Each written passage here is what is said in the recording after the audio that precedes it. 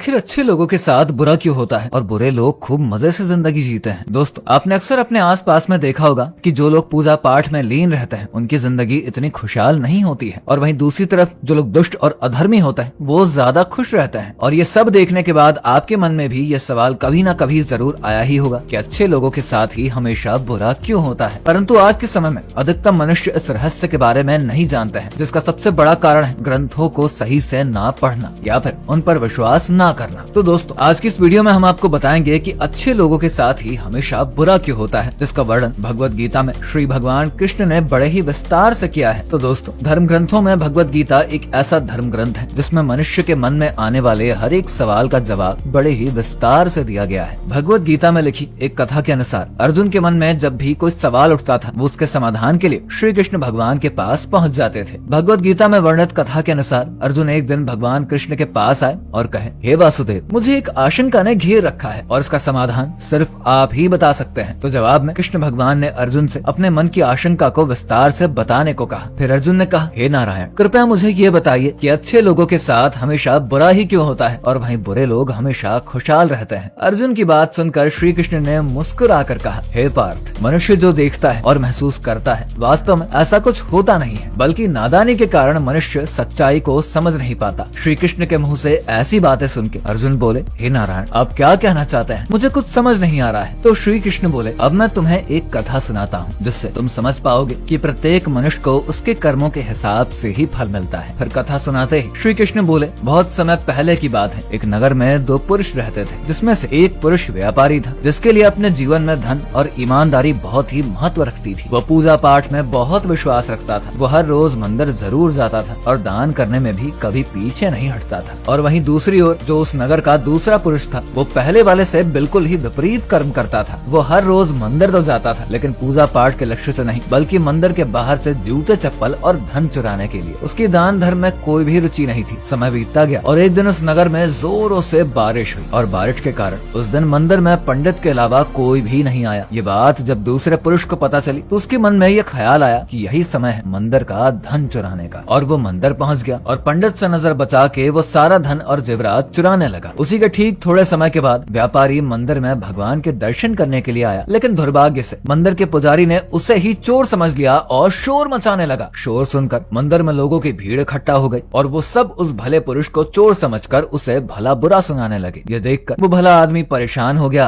और वहाँ से अपना बचाव करते हुए निकल गया। लेकिन मंदिर से बाहर निकलते ही वो दुर्भाग्य के कारण एक गाड़ी से टकरा गया और घायल हो गया। फिर वो व्यक्ति जैसे तैसे लंगड़ाते हुए घर को जाने लगा और रास्ते में उसे वो दूसरा दुष्ट पुरुष भी दिखा जिसने मंदिर का धन चुराया था। वो वहाँ से झूमता हुआ जा रहा था और बोल रहा था कि आज तो मेरी तकदीर ही खुल गई, एक साथ इतना सारा धन मिल गया। जब भले व्यापारी ने उसकी बात सुनी तो वो बहुत ही क्रोधित हुआ और घर जाकर उसने भगवान की सभी तस्वीरें निकाल कर फेंक दी और भगवान से नाराज होकर अपना जीवन बताने लगा। कुछ समय के बाद दोनों ही व्यक्तियों की मृत्यु हो गई और दोनों यमराज की सभा में पहुंचे और उस दुष्ट व्यक्ति को अपने साथ खड़ा देखकर व्यापारी ने क्रोधित होकर यमराज से पूछा, मैं तो हमेशा अच्छे कर्म करता था, पूजा पाठ और दान धर्म में विश्वास रखता था, जिसके बदले में मुझे हमेशा अपमान और दर्द ही मिला और इस अधर्म करने वाले व्यक्ति को नोटों की पोटली और खुशियाँ मिलती रही। आखिर ऐसा क्यों? इसके जवाब में यमराज ने उसे बताया कि हे पुत्र, तुम गलत समझ रहे हो। वास्तव में जिस दिन तुम्हें गाड़ी से टक्कर लगी थी वो दिन तुम्हारी जिंदगी का आखिरी दिन था, परंतु तुम्हारे अच्छे कर्मों के कारण तुम्हारी मृत्यु एक छोटी सी चोट में बदल गई। और वहीं उस दुष्ट व्यक्ति की बात करें तो उसके भाग्य में राजयोग था जो कि इसके दुष्ट कर्मों के कारण एक छोटी सी धन की पोटली में परिवर्तित हो गई। तो दोस्तों, इस कथा से आपको ये सीखने को मिलता है कि आपको कभी भी अपने कर्मों को बदलना नहीं चाहिए, क्योंकि आपके कर्मों का फल आपको इसी जीवन में मिलता है। इसीलिए मनुष्य को हमेशा अच्छे कर्म ही करने चाहिए, क्योंकि भगवान श्री कृष्ण ने भगवत गीता में भी बताया है कि किसी के द्वारा किया गया कर्म कभी भी व्यर्थ नहीं जाता है, फिर वो चाहे अच्छा हो या बुरा हो। तो दोस्तों, अगर आपको हमारे द्वारा दी गई जानकारी पसंद आई है तो वीडियो को लाइक और शेयर करना बिल्कुल ना भूलें।